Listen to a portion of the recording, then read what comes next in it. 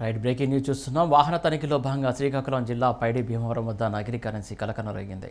భీమవరం జాతీయ రహదారిపై 55 లక్షల నకిలీ కరెన్సీని పట్టుకున్నామని జేఆర్పురం సీఏ ఆదాం తెలిపారు. ఒక కేసు విచారణలో భాగంగా నిందితుడిని విచారిస్తుండగా విశ్వసనీయ సమాచారంతో 55 లక్షల నకిలీ కరెన్సీతో పాటు 2 వ్యక్తులను అరెస్ట్ చేసినట్లు వెల్లడించారు. నిందితుల ప్రయాణించిన కారు సీజ్ చేశామన్నారు. నిందితులు ఐహెచ్ కుమార్, వెంకటరెడ్డితో పాటు పట్టుకున్న 55 లక్షల నకిలీ కరెన్సీని సీజ్ చేసి కోర్టులో హాజరుపరుస్తామని ఆదాం పేర్కొన్నారు. అవేర్నెస్ ఉండాలని సుప్రీంకోర్టు గైడ్లైన్స్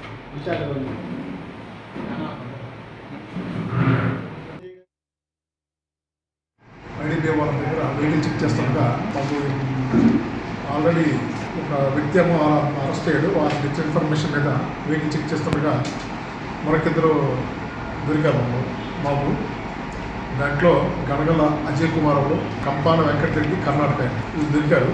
దొరికితే వాళ్ళ ఇన్ఫర్మేషన్ మీద 7,95,000 ఏమో అజయ్ దగ్గర దొరికింది. 50 లక్షలు వాళ్ళ మొత్తం అమౌంట్ని సీజ్ చేయడం జరిగింది. ఒకటి వాళ్ళ మొత్తం విచారించి క్యాష్ని నిందితుల్ని కోర్టు పెట్టడం జరుగుతుంది. ఐడి భీమవరం దగ్గర వెహికల్ చెక్ చేస్తుండగా మాకు ఆల్రెడీ ఒక వ్యక్తి ఏమో అరెస్ట్ అయ్యాడు. వాళ్ళకి ఇచ్చిన ఇన్ఫర్మేషన్ మీద వెహికల్ చెక్ చేస్తుండగా